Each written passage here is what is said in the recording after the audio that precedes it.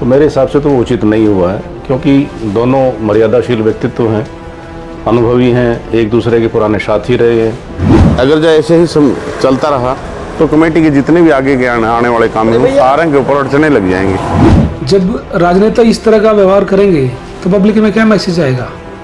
जनता ने सोच समझ कर हमें चुना है, बड़े विश्वास से हमारे को वोट डाला है। सड़कें टूटी पड़ी है, बारिश आने वाली है, गलियों में पानी खड़ा है, ये विकास ना करके ये अपने आप को स्थापित करना चाहते हैं, सिर्फ हम ही है।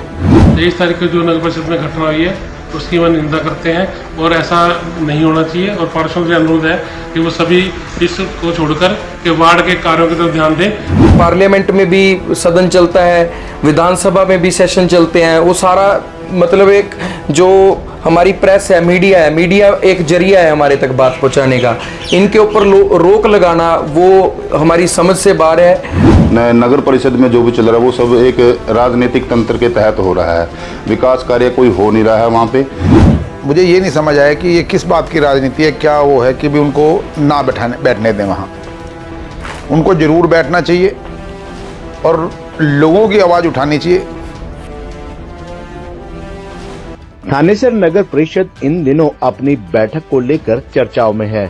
क्या आम, क्या खास, क्या घर, क्या दुकान, हर जगह थानेसर नगर परिषद की बैठक में हुए हंगामे और दोबारा रद्द हुई बैठक को लेकर लोग मंथन करने लगे हैं। ऐसे में 23 मई की बैठक के दौरान हुए हंगामे और दोबारा बैठक के रद्द होने और भाजपा पार्षदों द्वारा विधायक अशोक अरोड़ा से लिखित में माफी मांगने की उठाई गई मांग को लेकर जनता की क्या राय है, इस विषय को लेकर खबरनामा हरियाणा ने शहर के कई पार्षदों, बुद्धिजीवियों और आमजन से बातचीत की। आप खुद ही सुनिए उन्होंने इस विषय पर क्या कहा। थानेसर नगर परिषद में 23 को हंगामा हुआ, 28 को दोबारा बैठक हुई, फिर रद्द हो गई।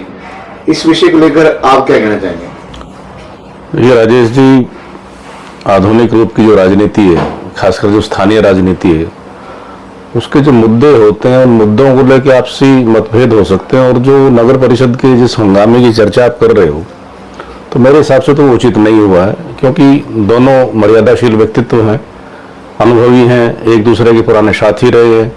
इससे पहले भी इस प्रकार का काम होता रहा। अब जब ये ईगो टकरा गई, आपस में अहंकार का टकराव हुआ, और उसके बाद टकराव के बाद फिर ये जो शक्ति प्रदर्शन चला, और शक्ति प्रदर्शन के पीछे किन किन राजनीतिक शक्तियों का हाथ रहा है वो मेरे ख्याल से पूरे शहर को पता है। लेकिन मेरी एक अपनी मान्यता है कि जब रिश्ते इतने दिन तक लंबे चले हों तो इस प्रकार की कड़वाहट आनी नहीं चाहिए। मतभेद हो, मनभेद ना हो, जो शहर के लिए भी उचित नहीं है और आने वाली पीढ़ी के लिए भी उचित है ही नहीं। क्योंकि हम अगली पीढ़ी को क्या दे रहे हैं, कौन से मूल्य दे रहे हैं? कुछ तो वैसे ही अब भारतीय राजनीति के जो मूल्यों का ह्रास हो रहा है, चाहे आप संसद देख लो, विधानसभा देख लो, जुबानें किस प्रकार से फिसलती हैं, फिर बाद में बयान दिए जाते हैं कि तोड़ मरोड़ के पेश किया गया, और फिर ये इस प्रकार के बिहार में भी हंगामे हुए हैं, पश्चिम बंगाल में भी हंगामे विधानसभाओं में, और यहाँ ये एक दूसरे की तरफ ये हिंसक जो कार्रवाई है, इसको कोई भी सभ्य समाज उचित नहीं ठहरा सकता। जहाँ तक बात विकास की है, विकास के लिए देखिए जो भी पार्षद बनता है वो अपनी जनता से कुछ वायदे करता है, और कुछ जरूरी नहीं है। हमारे यहाँ तो मैं तो साहित्य अकादमी हूँ, उसमें एक मैत्री पुष्पा की कहानी आती है, फैसला। उस फैसला के अंदर भी एक नया शब्द उन्होंने गढ़ा है, पुरुषपति, सरपंचपति। तो अब भी यही है कि पार्षद चाहे वो स्त्री बने, कुछ और बने, जो वर्षों की पुरुष वर्चस्व की मानसिकता है, उसने भी जो पार्षद नारी बनी थी उसको पार्षद पति का एक नया नामकरण आ गया है। और ये अहंकार का टकराव है, ये मैं का टकराव है, ये मेरे ख्याल से विकास का या मुद्दों का टकराव मुझे नजर नहीं आया।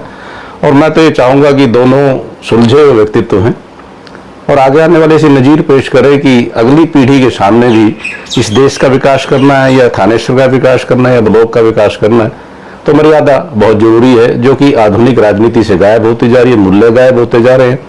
बाकी पर्दे के पीछे क्या क्या होता है, इस राजनीति के हमाम में सारे नंगे हैं। क्या क्या विकास के पीछे कौन कौन से खेल खेले जाते हैं वो सबको पता है, कैसे कहाँ किया जाता है। जिस प्रदेश का, जिस राज्य का या जिस क्षेत्र का मुख्यमंत्री बन जाता है, वहाँ के लोगों में एक विशेष योग्यता आ जाती है। जहाँ के उसका पार्षद के इलाके का यदि कोई वो बन जाता है, पूरी नगर परिषद का चेयरमैन, वहाँ विशेष कृपा होनी शुरू हो जाती है। तो इन चीज़ों में मैं तो मानता हूँ कि ये उचित नहीं हुआ है, थानेसर के लिए भी और अगली पीढ़ी के लिए भी। भविष्य में ऐसी पुनरावृत्ति ना हो, मेरा अनुरोध दोनों ही सीनियर सदस्यों से, माननीय अरोड़ा जी से और निंदी जी से।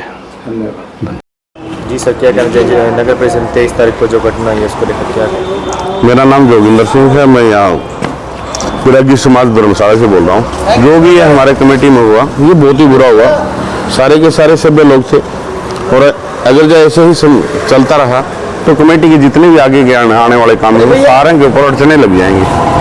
देखो कमेटी एक समाज, इस पूरे कुरुक्षेत्र उसकी वो है जिसकी वजह से जितने भी कार्य हैं वो कमेटी करवाती है। अगर जो यही हाल रहा तो आगे आने वाले समय के अंदर कमेटी में कोई भी काम नहीं होगा। मेरी एक सभी से निवेदन है, खास करके एमएलए साहब से, सरकार से, कि भाई ऐसा काम दोबारा ना हो जिसकी वजह से सुचारू रूप को चलाने के लिए इस कुरुक्षेत्र को अगर कमेटी में ही ऐसे काम होने लगे तो आने वाले समय के अंदर कुरुक्षेत्र के अंदर कोई भी काम नहीं होगा। सर कहीं ना कहीं आने वाले समय में मानसून भी आ रहा है जल्दी, इसको लेकर लोगों को कई समस्याओं का सामना करना पड़ सकता है। खास करके जितना भी हमारी सीवरेज है, ब्लॉकेज है, नाले हैं, मैंने नहीं देखा कि कोई भी अभी तक तो शुरू भी नहीं किया है इन्होंने, इस कमेटी ने शुरू भी नहीं किया है नालों का। आने वाले समय के अंदर अभी थोड़ी ही बारिश हुई थी, सारे लोगों ने इस कुरुक्षेत्र का नज़ारा देखा।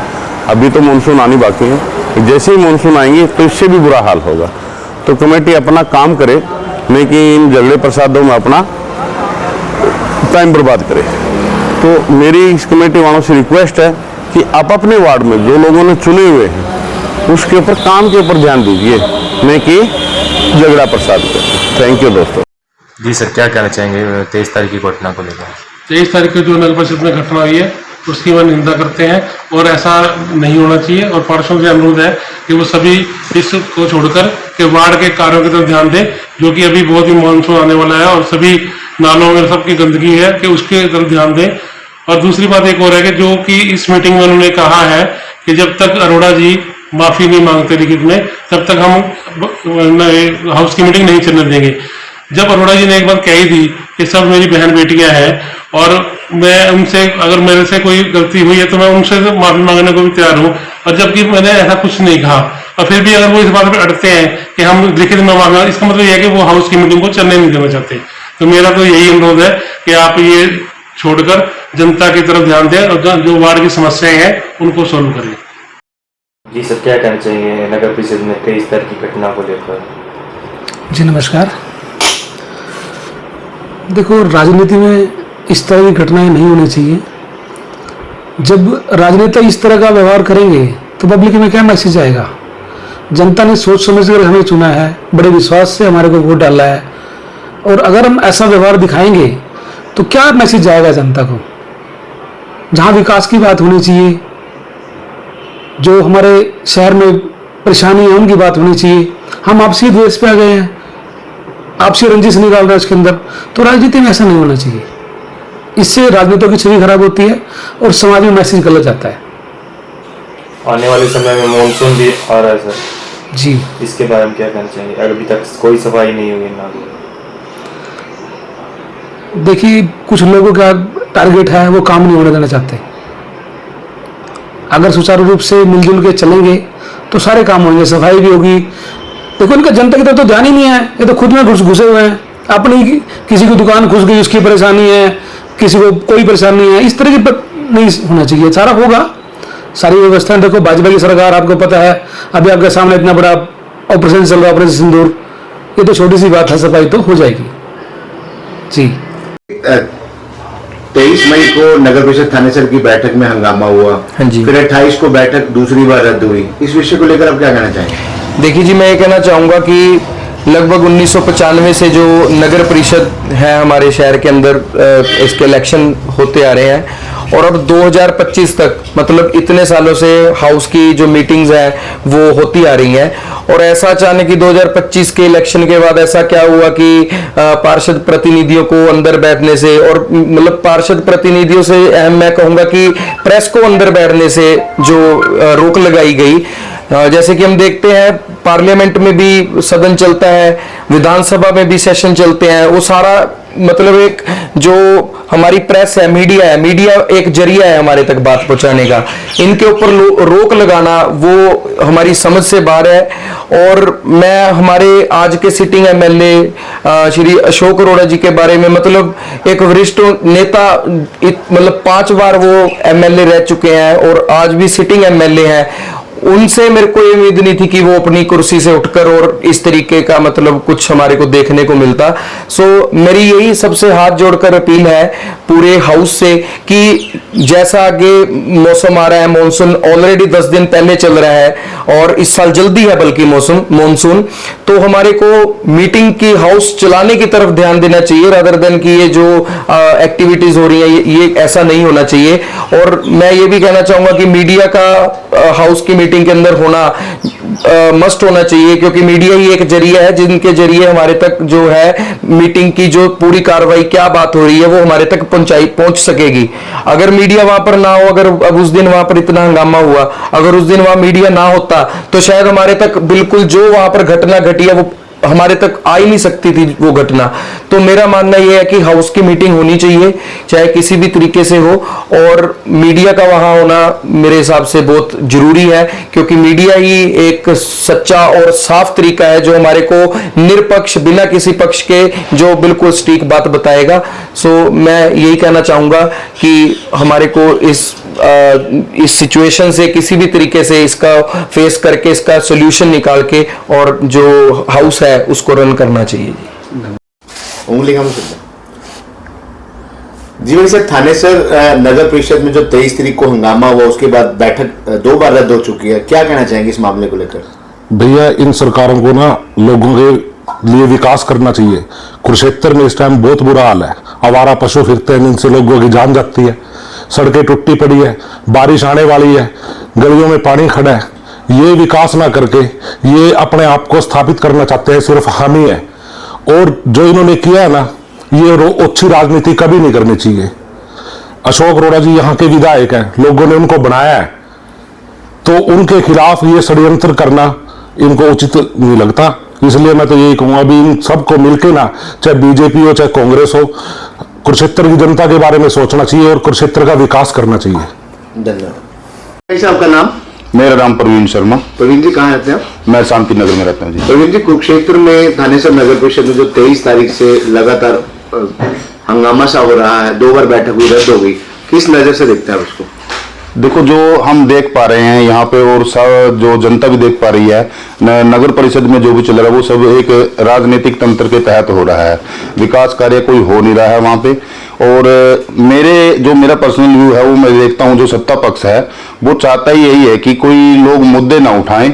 जैसे हमारे विधायक अशोक अरोड़ा जी जो मुद्दे उठा रहे हैं उनको दबाया जा रहा है उधर वहाँ पे। तो हम तो यही देख पा रहे हैं कि नगर पालिका में जैसा उनका वो चल रहा है वो ऐसा नहीं होना चाहिए, उनका मुद्दों की तरफ ध्यान होना चाहिए। भाई, जो थानेसर नगर परिषद में जो 23 तारीख से घटनाक्रम चल रहा है, 2 बार मीटिंग कैंसिल हुई, हंगामा हुआ, इसको आप किस नजर से देखते हो? सबसे पहले तो बता दिया आपके चैनल के माध्यम से सभी थानेसर वासियों को नमस्कार।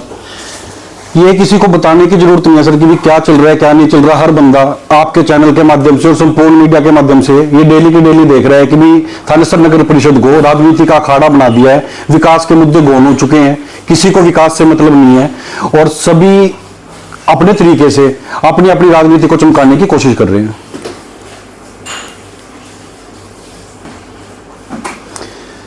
थानेसर नगर परिषद में जितने भी पार्षद हैं, जैसे कल सभी पार्षद आए हैं वहां पे, अगर पहली मीटिंग के अंदर और उससे पहली मीटिंग के अंदर जिसमें जिंदल साहब ने सबको अच्छे तरीके से डिक्टेट किया था कि भी यहाँ पे सिर्फ पार्षद पहुंचेंगे और पार्षद प्रतिनिधियों का कोई काम नहीं है, अगर ये मुद्दा छिड़ता ही ना तो विकास की जो मीटिंग थी, जो विकास के मुद्दे पे मीटिंग थी, वो मीटिंग होती और उस मीटिंग के माध्यम से सभी पार्षद अपनी समस्याएं रखते हैं, उन समस्याओं का समाधान नगर परिषद के अधिकारियों की तरफ से, चेयरमैन की तरफ से किया जाता।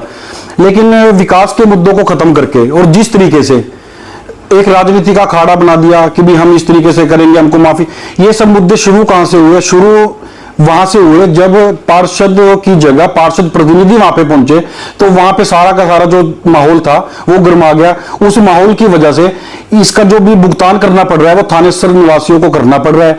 सफाई के मुद्दा कोई मुद्दा नहीं है, बरसात आ रही है जी, सड़कों पे पानी खड़ा है, सड़कें टूटी पड़ी हैं, आवारा जो बेसहारा पशु हैं वो सड़कों पे घूम रहे हैं, रोज एक्सीडेंट होकर लोग मर रहे हैं। इन चीजों से किसी को कोई मतलब नहीं है, सिर्फ सबको एक मतलब है कि भी हमें सत्ता में रहते हुए सत्ता के साथ सत्ता के आगे अपने नंबर बनाने के लिए खुद को स्थापित करने की लड़ाई है, विकास की कोई लड़ाई नहीं है। मन्नू जैन जी वार्ड 29 से पार्षद हैं और अशोक गौड़ा जी के साथ लगातार साथ रहे हैं। पहली बैठक में जो कुछ हुआ आपके सामने हुआ, दूसरी बैठक 2 बार रद्द हुई, आप साथ थे, बैठक में थे। इस पूरे दृष्टि को, इस पूरे मामले को आप किस नजरिए से देखते हैं? क्या ये ठीक हो रहा है या गलत है? देखो, जो ये सब कुछ हुआ तीनों मीटिंग के अंदर, ऐसी कोई बात नहीं थी। कोई, मुझे सिर्फ एक बात नहीं समझ आई कि अशोक अरोड़ा जी हाउस के मेंबर हैं, हमारे कुरुक्षेत्र के थानेसर के विधायक हैं। अगर वो वहां बैठ रहे हैं और वो ठीक ढंग से बात कर रहे हैं तो मुझे ये नहीं समझ आया कि ये किस बात की राजनीति है, क्या वो है कि भी उनको ना बैठने दें वहां। उनको जरूर बैठना चाहिए और लोगों की आवाज उठानी चाहिए।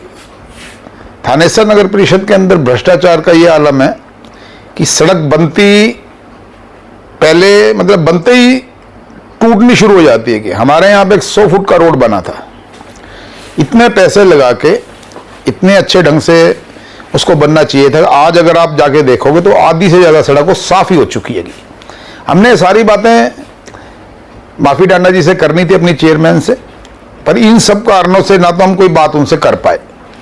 मैं ये चाहता हूं कि 32 के 32 पार्षद सर्वसम्मति से इन सब बातों की ओर ध्यान देते हुए इन सब बातों को खत्म करें और अपना विकास की ओर ध्यान दें। नहीं तो लोग कल को आप सबको, मुझे भी, मैं सब, हम लोग उसमें, हम सब हैं उसके अंदर, कि हमें चाहिए कि हम सिर्फ और सिर्फ राजनीति को छोड़ के शहर के विकास की बात करें। ये सीएम सिटी कहलाता है। अगर कोई बाहर से यहाँ आके आदमी देखेगा तो हैरान होगा कि ये सीएम सिटी है।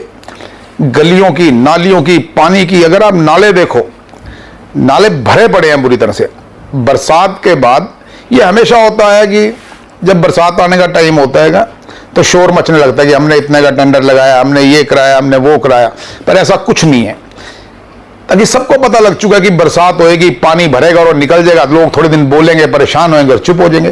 तो मेरी सभी से प्रार्थना है, शहर के हर आदमी से, हर पार्षद से, चेयरमैन जी से, कि आप अपना हाउस की मीटिंग बुलाओ और उसको सही ढंग से चला के विकास की ओर ध्यान दें।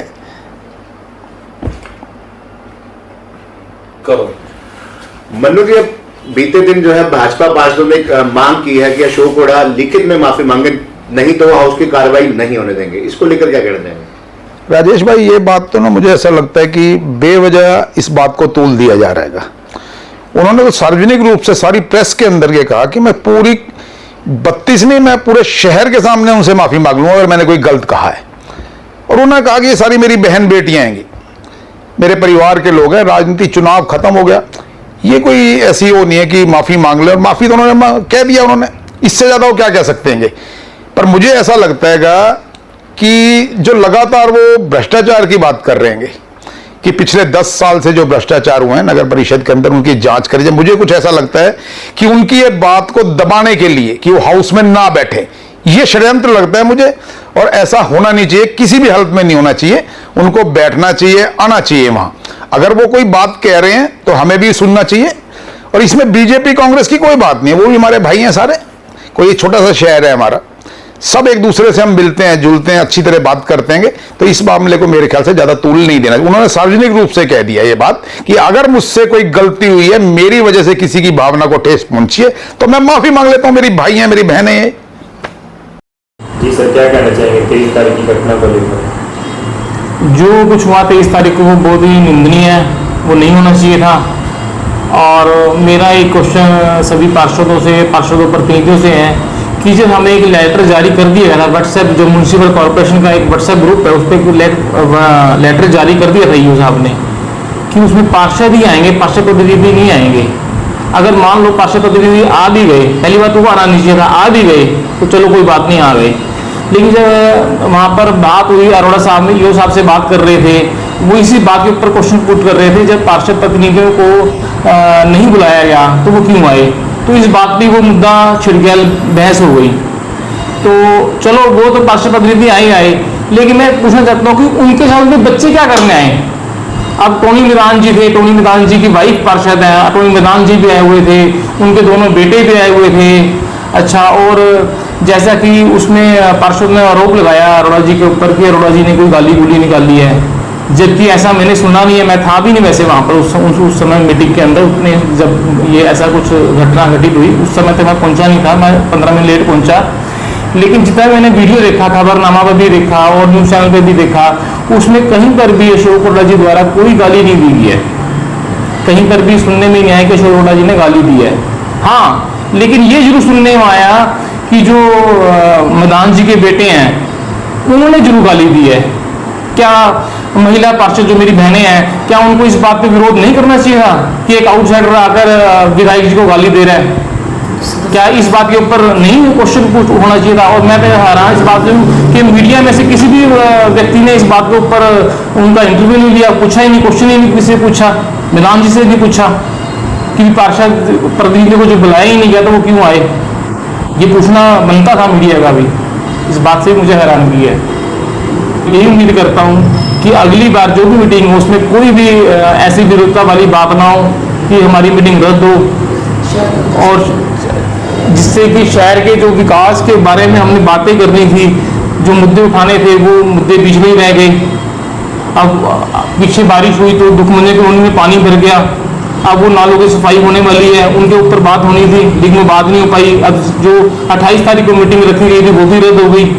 अगर ऐसी ही रद्द होती रही तो फिर कोई भी काम नहीं हो पाएगा शहर का।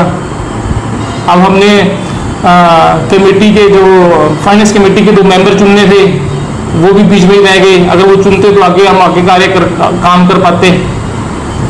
तो इस तरीके से काम नहीं होगा तो फिर शहर का भी काम नहीं हो पाएगा, विकास कार्य नहीं हो पाएंगे। तो मेरी 32 पार्षदों से यही अपील है कि आप जब भी मीटिंग हो तो कृपया कोई विरोध ना करें, मीटिंग को, हाउस की मीटिंग को चलने दें और जिससे कि विकास कार्य हो सके। क्या कहना चाहेंगे 23 तारीख की घटना का लेकर? 23 तारीख की जो घटना है उसकी भरपूर जितनी निंदा की जाए उतनी कम है। एक शहर के विकास के लिए 32 पार्षद चुने गए हैं, उसको विकास कार्य को करने के बजाय आप सदन में एक गुंडागर्दी का माहौल तैयार कर रहे हो आप लोग। और दूसरी बात है कि जब एक ईओ साहब ने नोटिस निकाल दिया कि भाई पार्षद प्रतिनिधि सभा में सदन के अंदर नहीं होंगे, तो पार्षद प्रतिनिधियों को जाना ही नहीं चाहिए। वो किस मंशा से वो लोग वहां पर आके बैठे जब एक बार नोटिस निकाल दिया। और तो पार्षद प्रतिनिधि तो छोड़ो, पार्षद प्रतिनिधियों के बच्चे भी आगे उस मीटिंग के अंदर आ रहे हैं और वो गाली गलौज कर रहे हैं। और मैं तो ये देखकर हैरान हूँ, चेयरमैन साहब हैं, उनके सामने आप इतनी हिम्मत कर रहे हो कि पार्षद प्रतिनिधि गाली गलौज पे उतारू हुए हैं, एक दूसरे को मारने पीटने पे उतारू हुए हैं। और एक शहर के चुने हुए प्रतिनिधि, चुने हुए विधायक है, वो आम पब्लिक ने अपने वोट की ताकत से उनको चुना है, आप उनके ऊपर हाथ उठा रहे हो। तो मतलब इससे तो आप शहर का, आपका मतलब शहर का विकास करने का विकास तो आप सोचना तो बहुत दूर की बात है। फिर आप तो इन्हीं चक्रों में उलझे रहोगे। तो ये सब काम छोड़ के शहर के विकास की तरफ ध्यान दिया जाए। जी सर, क्या कहना चाहिए 23 तारीख को घटना हुई है इसके बारे में? अपना जो कुरुक्षेत्र के अंदर 23 तारीख को नगर परिषद में जो घटना हुई है वो बहुत ही निंदनीय है। आज के चलते जैसे मॉडल ज़माने में सरकार भी इतनी ज़बरदस्त तरीके से चल रही है, तो ये ऐसे कांड नहीं होने चाहिए, तो ये बहुत निंदनीय है।